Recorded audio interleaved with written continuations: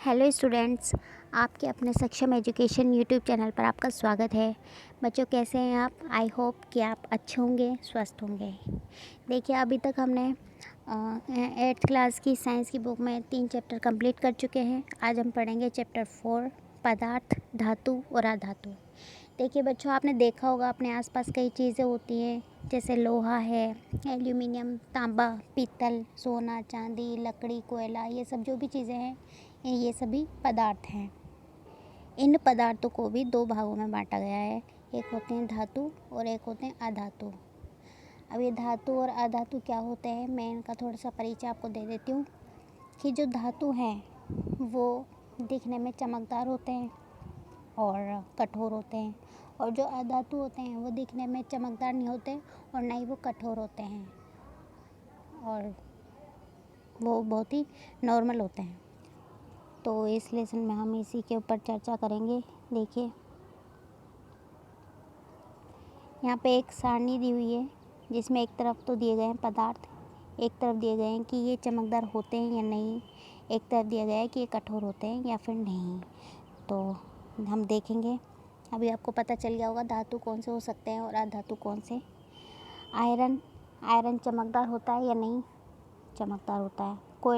कोयला चमकदार नहीं होता, ये निष्प्रभ होता है। सल्फ़र भी निष्प्रभ होता है। एल्यूमिनियम ये चमकदार होता है। तांबा भी चमकदार होता है। आगे हम देखेंगे आयरन कठोर होता है। कोयला कठोर नहीं होता। सल्फ़र भी कठोर नहीं होता। एल्यूमिनियम ये कठोर होता है, और कॉपर ये भी कठोर होता है। तो हमें अभी पता चल गया है कि आयरन और एल्यूमिनियम और जो कॉपर है ये तो है धातु, और कोयला, सल्फ़र ये हैं अधातु। आगे हम देखेंगे धातुओं का अधातुओं से अंतर उनके भौतिक और रासायनिक गुणों के आधार पर किया जा सकता है। जैसा कि मैंने आपको बताया कि हम इसके रंग रूप को देख के और इनके रासायनिक गुणों को देख के इनका पता लगा सकते हैं कि ये धातु हैं या अधातु हैं। धातुओं और अधातुओं के भौतिक गुण। आपने लोहे के टुकड़े अथवा लोहे से निर्मित वस्तु जैसे फावड़ा, बेलचा, कुल्हाड़ी आदि को पीटते हुए देखा होगा। इन वस्तुओं को पीटने पर आप इनके आकार में कोई परिवर्तन पाते हैं? देखिए, आपने भी देखा होगा, अगर कोई किसी लोहे की चीज़ पर मारते हैं या एल्यूमिनियम की चीज़ पर मारते हैं तो आपने क्या देखा है कि वो चूर चूर हो जाता है, या फिर वो पिस जाता है, या फिर वो एक तार के रूप में बन जाता है। यहाँ पे इसी को समझने के लिए एक एक्सपेरिमेंट दे रखा है। इसमें दिया है कि एक लोहे की कील, एक कोयले का टुकड़ा, एक एल्यूमिनियम का तार और एक पेंसिल की लेड लो, और चारों को हथौड़े से वार करो उन चारों पर। तो हम क्या देखेंगे? हम देखेंगे कि जो लोहे की कील है उस पर कोई फ़र्क नहीं पड़ा है, लेकिन उसके आकार में परिवर्तन हो गया है। जो कोयले का टुकड़ा है उस पर हथौड़े से वार किया तो वो चूर चूर हो गया। एल्यूमिनियम का तार है, उसको किया तो वो एकदम चपटा हो गया है, सपाट हो गया। और पेंसिल की लेड पर वार करेंगे तो वो भी कोयले की तरह ही होती है, कार्बन की, ग्रेफाइट की बनी होती है, तो वो भी चूर चूर हो गई है। तो इससे हमें क्या पता चला कि जो लोहे की कील है और जो एल्यूमिनियम का तार है वो तो हैं धातु, और कोयले का टुकड़ा और जो पेंसिल की लेड है वो हैं अधातु। आगे देखिए, धातुओं का गुण जिसके कारण उन्हें पीटकर शीट में परिवर्तित किया जा सकता है, उस गुण को क्या कहते हैं? आघात वर्धनीयता। आघात वर्धनीयता का मतलब आघात यानी चोट लगाना, वर्धनीयता का मतलब उसका फैलना। तो चोट लगने पे जो चीज़ें फैल जाएं उन्हें कहते हैं धातु। ये इसका एक गुण हो गया। आगे देखिए, ये एक सारणी दी हुई है जिसमें पदार्थों की वेदक चालकता कि वो सुचालक हैं या कुचालक हैं। देखिए, लोहे की छड़ या कील ये सुचालक होती है या कुचालक होती है? देखिए, जो धातु होते हैं वो तो विद्युत की सुचालक होती है, और जो अधातु होते हैं वो विद्युत के कुचालक होते हैं। तो अभी आप बता सकते हैं कि जो लोहे की छड़ है वो क्या है? वो है सुचालक। गंधक है वो है कुचालक, क्योंकि वो अधातु है। कोयला भी कुचालक है, और जो तांबे का तार है वो सुचालक है। इससे हमें ये पता चलता है कि जो धातु हैं वो तो होती हैं विद्युत की सुचालक और अधातु हैं वो होती हैं विद्युत की कुचालक।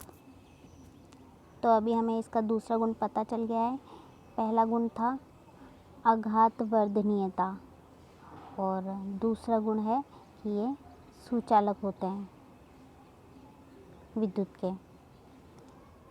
आगे देखेंगे हम धातुओं का वह गुण जिन्हें खींचकर तारों में परिवर्तित किया जा सकता है उसे कहते हैं तन्यता। अभी ये हम एक और गुण पढ़ रहे हैं कि ऐसा गुण कि उनको खींचकर तार में परिवर्तित किया जा सके। जैसे लोहा है, लोहे को हम पीट के उसको खींचकर एक तार बना सकते हैं, लेकिन जो कोयला है क्या हम उसे तार बना सकते हैं? नहीं बना सकते। अगर हम उसे एक बार ही उस पर चोट मारेंगे तो वो चूर चूर हो जाएगा। तो इसलिए जो धातु है उनका तीसरा गुण है तन्यता। आगे हम देखेंगे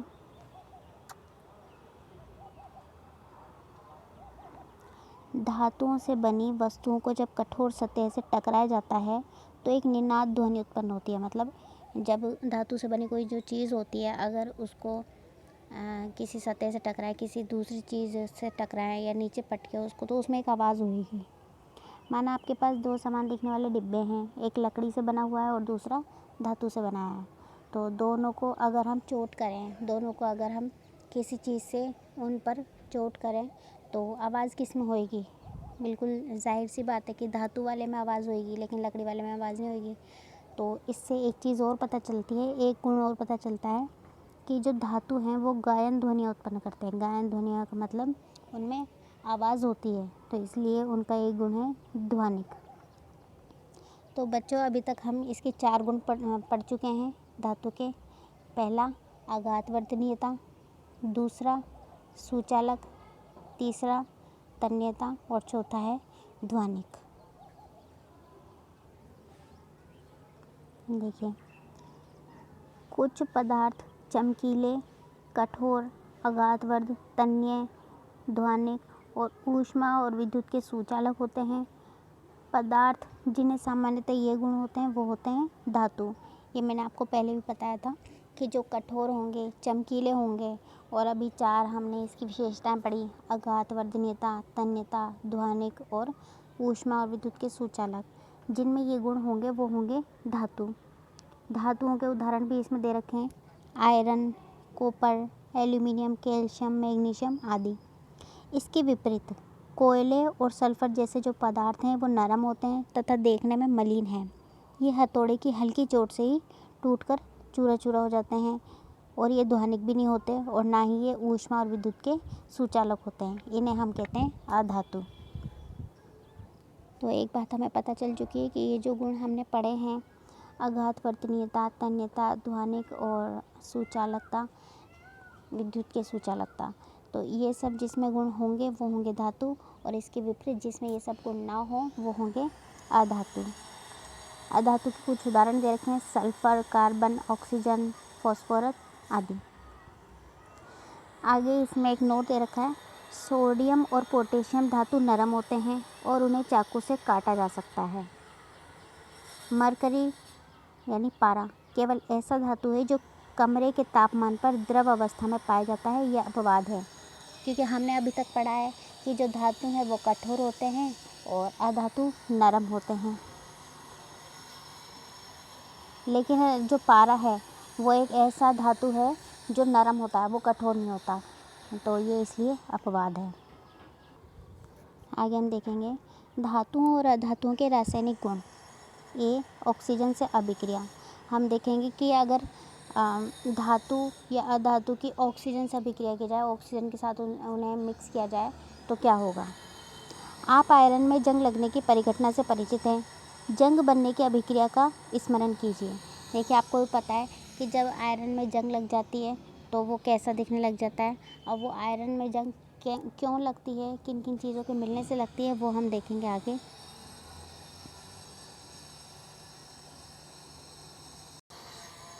देखिए, इसमें दिया है आयरन, ऑक्सीजन और जल।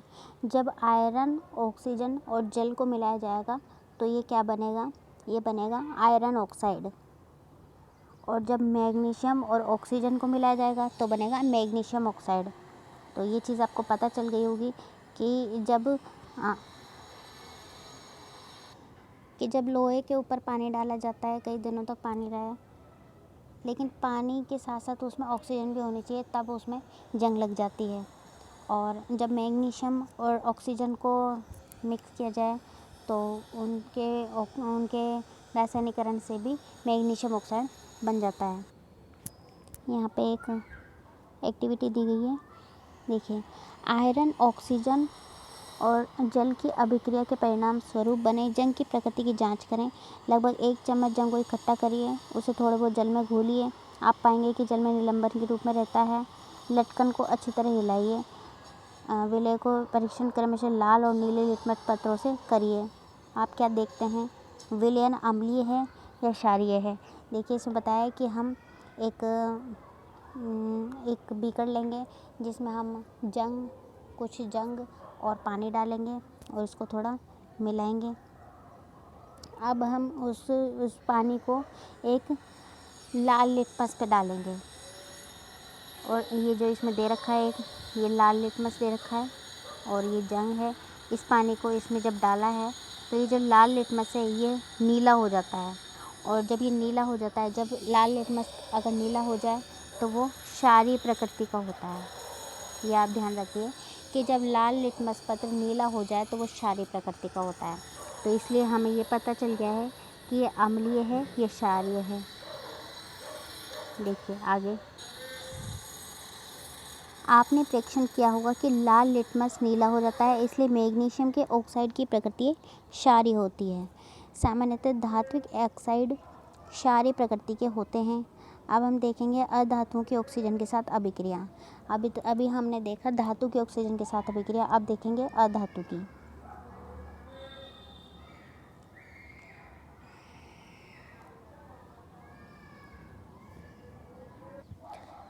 देखिए, इसमें बताया है कि हम सल्फ़र का चूरा लेंगे, उसको एक किसी भी बोतल का ढक्कन लेंगे, लोहे का हो जो, तो उस बोतल के ढक्कन के चारों तरफ एक तार लगा देंगे, जैसे कि ये यहाँ बताया गया है। ये इस तरीके से हम एक बोतल का ढक्कन लेंगे, उसके चारों तरफ एक तार बांध देंगे और एक पकड़ने के लिए उसको रख लेंगे। उसमें हम सल्फ़र का चूर्ण डालेंगे और उसको गर्म करेंगे, उससे पकड़कर, तार से पकड़ के। अब जैसे ही उसमें आग लगने लग जाएगी, जैसे ही उसमें आग लगेगी या फिर वो जलना शुरू हो जाएगा, वैसे ही हम क्या करेंगे कि एक गिलास में उसको डाल देंगे और जल्दी से उसको ढक देंगे। और ढकने से क्या होगा कि उसकी जो गैस बन रही है वो बाहर नहीं जाएगी। थोड़ी देर बाद हम उसको हटाएंगे, उसके ढक्कन को हटाएंगे और फिर उसमें थोड़ा सा पानी डालेंगे। अब उसका जो सॉल्यूशन बना है वो, उसको हम नीले लिटमस पत्र पे डालेंगे। अब देखिए क्या होता है इसमें, जैसे ये दिखा रखा है कि ये तो वो है जो ढक्कन है जिसमें हमने सल्फ़र डाला, फिर इसको हमने इसके अंदर डाल दिया। इसके बाद जो सॉल्यूशन बना उसको हमने यहाँ नीले लिटमस पर डाला, तो जो नीला लिटमस है वो आपको दिख रहा होगा यहाँ पे, वो रेड हो गया है। अगर नीला लिटमस रेड हो जाता है तो वो अम्लीय प्रकृति का होता है, और अगर रेड लिटमस ब्लू हो जाए तो वो क्षारीय प्रकृति का होता है। ये आपको पता चल गया होगा, जो मैंने पहले ही बता दिया था। तो जंग का जो विलयन था वो तो था क्षारीय प्रकृति का, और जो ये सल्फ़र का विलयन है ये है अम्लीय प्रकृति का। आगे यहाँ एक सारणी दी हुई है जिसमें अम्लों और क्षारों में धातु और अधातु पता लगाना है। तो यहाँ पे क्षार का नाम है कैल्शियम हाइड्रोक्साइड, जिसमें धातु है कैल्शियम। अम्ल का नाम है सल्फ्यूरिक अम्ल, और जिसमें अधातु है सल्फ़र। ऐसे ही यहाँ पे हमें 4 और लिखने हैं, जैसे कि हम ये भी लिख सकते हैं यहाँ पे क्षार का नाम मैग्नीशियम हाइड्रोक्साइड, और यहाँ पे धातु मैग्नीशियम होगी, उसमें अम्ल का नाम हाइड्रोक्लोरिक अम्ल जैसे, और उसमें धातु होगी क्लोराइड। इस तरीके से हम 4 और इसमें लिखने हैं। सल्फ़र और ऑक्सीजन की अभिक्रिया में बनने वाले उत्पाद का नाम है सल्फ़र डाइऑक्साइड। उसमें जो बना है सल्फ़र के साथ, जब हमने ऑक्सीजन की प्रक्रिया की है तो उस पदार्थ का नाम है सल्फ़र डाइऑक्साइड, गैस का नाम। जब सल्फ़र डाइऑक्साइड को जल में विलय करते हैं तो सल्फ्यूरस अम्ल प्राप्त होता है। अभिक्रिया ऐसे दी जा सकती है कि सल्फ़र डाइऑक्साइड प्लस जल, ये दोनों मिलके सल्फ्यूरस अम्ल बनेंगे। सल्फ्यूरस अम्ल नीले लिटमस पत्र को लाल कर देता है। सामान्यतः अधातु के ऑक्साइड अम्लीय प्रकृति के होते हैं। अधातु के जो ऑक्साइड है वो अम्लीय प्रकृति के होते हैं और धातु के ऑक्साइड होते हैं क्षारीय प्रकृति के। आगे देखिए, बी, जल के साथ अभिक्रिया। अभी हमने की दोनों की ऑक्सीजन के साथ अभिक्रिया, अब करेंगे जल के साथ। देखिए, सोडियम धातु बहुत अभिक्रियाशील होता है। यह ऑक्सीजन जल के साथ अत्यंत तीव्र अभिक्रिया करता है। अभिक्रिया में यह बहुत ही ऊष्मा प्रदान करता है, बहुत जल्दी, इसलिए ये मिट्टी के तेल में रखा जाता है। देखिए, जो सोडियम धातु है वो पानी के साथ बहुत जल्दी प्रक्रिया करता है, तो इसलिए इसको जब रखा जाता है तो मिट्टी के तेल में रखा जाता है, क्योंकि जब सोडियम और ऑक्साइड की अभिक्रिया करेंगे तो वो बहुत ही जल्दी उसमें ऊष्मा उत्पन्न हो जाती है, इसीलिए उसे मिट्टी के तेल में संचित रखा जाता है। आगे देखिए, अधातु जल से अभिक्रिया नहीं करते सामान्यतः, यद्यपि वे वायु में अधिक सक्रिय होते हैं। इस प्रकार के धातुओं को जल में रखा जाता है। उदाहरण के लिए फॉस्फोरस एक बहुत ही सक्रिय धातु है। वायु में अगर इसे खुला रखेंगे तो ये आग पकड़ लेता है। फॉस्फोरस से वायुमंडलीय ऑक्सीजन का संपर्क ना हो, इसलिए उसे पानी में रखा जाता है। जैसा कि इसमें अभी बताया था कि जो अधातु है वो वायु में ज़्यादा सक्रिय होते हैं। अगर वायु में उन्हें खुला छोड़ देंगे तो उनमें आग पकड़ने की क्षमता ज़्यादा होती है, वो ज़्यादा सक्रिय रहते हैं। आगे हम देखेंगे अम्लों से अभिक्रिया। अम्लों से अभिक्रिया करेंगे अगर धातु अधातु की तो क्या होगा।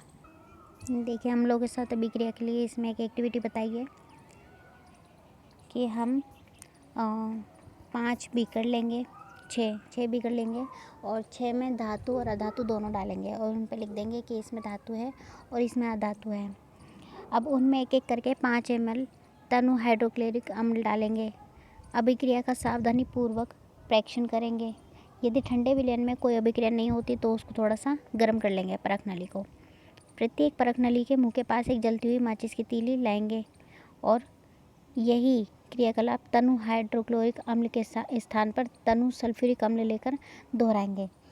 हम क्या करेंगे, सबसे पहले 5-6 बीकर लेंगे और उनमें धातु और अधातु डालेंगे। फिर उसके बाद उनमें 5-5 ml करके तनु हाइड्रोक्लोरिक अम्ल डालेंगे और फिर थोड़ा उसके पास थोड़ा सा गर्म जलती हुई मोमबत्ती रख देंगे या माचिस रख देंगे, कुछ भी रख देंगे और वापस से यही चीज़ हम करेंगे तनु हाइड्रोक्लोरिक अम्ल के साथ करेंगे।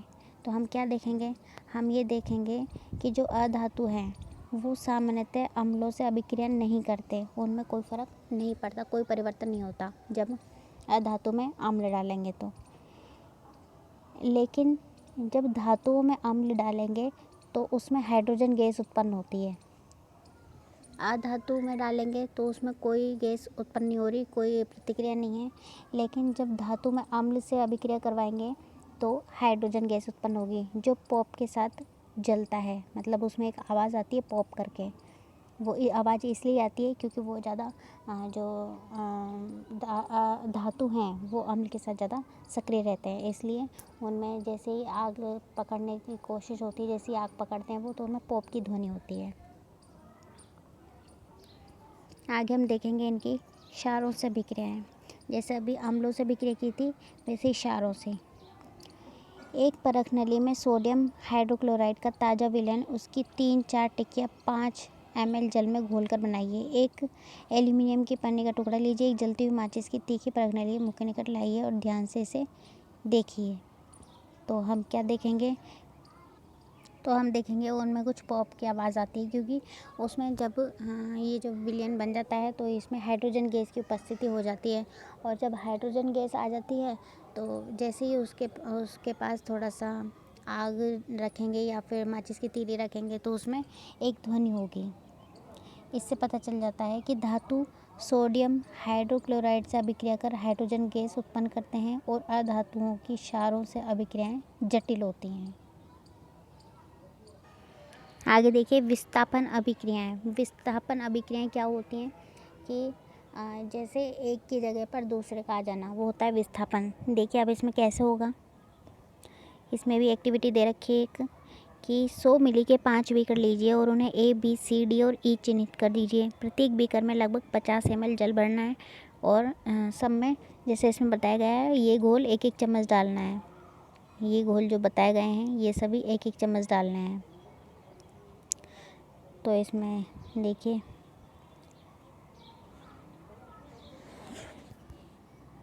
बीकर ए में कॉपर सल्फेट और जिंक का टुकड़ा, इसमें कॉपर सल्फेट और जिंक का टुकड़ा। बीकर बी में कॉपर सल्फेट प्लस लोहे की कील, इसमें कॉपर सल्फेट और लोहे की कील है। बीकर सी में जिंक सल्फेट और तांबे की छीलन, इसमें बीकर डी में आयरन सल्फेट और तांबे की छीलन और बीकर ई में जिंक सल्फेट और लोहे की कील। मतलब बीकर ए और बीकर ए में तो डाला है जिंक का टुकड़ा कॉपर सल्फेट के साथ, और बीकर बी में डाला है कॉपर सल्फेट के साथ लोहे की कील। बीकर सी में डाला है जिंक सल्फेट के साथ तांबे की छीलन। बीकर डी में डाला है आयरन सल्फेट के साथ तांबे की छीलन और बीकर ई में डाला है जिंक सल्फेट के साथ लोहे की कील। अब हम देखेंगे कि इसमें परिवर्तन क्या होता है। देखिए अभी इसमें हमने देखा कि इसमें जो बीकर ए है उसमें परिवर्तन हुआ है। उसमें जब कॉपर सल्फेट और जिंक के टुकड़े को डाला है तो वो बन गया है जिंक सल्फर ऑक्साइड बन गया है वो। मतलब उसमें कॉपर का जो स्थान है वो किसने ले लिया, जिंक ने ले लिया है। तो हम ये समझ सकते हैं कि जिंक कॉपर से ज़्यादा क्रियाशील है, जिंक कॉपर से ज़्यादा क्रियाशील है। दूसरा बीकर है उसमें कॉपर सल्फेट और लोहे की कील डाली है तो वो बना है आयरन सल्फर ऑक्साइड। तो हम इसमें समझ सकते हैं कि जो आयरन है उसने कॉपर का स्थान ले लिया है, कॉपर के साथ विस्थापन हो गया है उसका। तो ये देखेंगे हम कि आयरन जो है वो उससे ज़्यादा क्रियाशील है। और बाकी जो 3 बीकर हैं उनमें कोई परिवर्तन नहीं हुआ है, इसलिए हम इसके बारे में बात ही नहीं करेंगे। इसमें कोई परिवर्तन नहीं हुआ है, लेकिन जिनमें जो परिवर्तन हुआ है वो हमें ध्यान रखना है। आगे हम देखेंगे धातु और अधातु के उपयोग क्या क्या होते हैं। अधातु जो हमारे जीवन के लिए आवश्यक है और जिसे सभी सजीव श्वसन के अंदर लेते हैं वो अधातु होते हैं, जैसे ऑक्सीजन। दूसरा है अधातु जिनका उपयोग उर्वरकों में पौधों की वृद्धि के लिए किया जाता है, जैसे फॉस्फोरस है, नाइट्रोजन है, ये इसी काम में आते हैं, ये अधातु हैं। फिर है अधातु जिसका उपयोग जल शुद्धिकरण में किया जा सकता है, जैसे क्लोरीन, वो उसको पानी को फिल्टर करने के लिए काम में आता है। अधातु जिसका बैंगनी रंग का विलयन एंटीबायोटिक के रूप में घाव पर लगा जाता है, जैसे बीटाडीन। जो बीटाडीन है वो इसी काम में आता है और वो भी अधातु है। और पटाखों में प्रयुक्त होने वाले जो चीज़ें हैं वो सभी अधातु होते हैं। तो अभी हमारा लेसन ये कंप्लीट हो चुका है। अभी आप समझ गए होंगे कि धातु और अधातु क्या होते हैं और इनके क्या क्या गुण हैं, ये किन किन चीज़ों के साथ ही अभिक्रियाशील रहते हैं, किन किन चीज़ों के साथ ही निष्क्रिय रहते हैं। तो आपको पता चल गया होगा हमारे सभी पदार्थों के बारे में, उनमें क्या क्या गुणधर्म होते हैं, क्या क्या विशेषताएं होती हैं। तो बच्चों आज हमारा लेसन ये कंप्लीट हो चुका है। अगर आपको वीडियो पसंद आई हो, समझ में आया हो तो प्लीज़ लाइक सब्सक्राइब ज़रूर करें। धन्यवाद।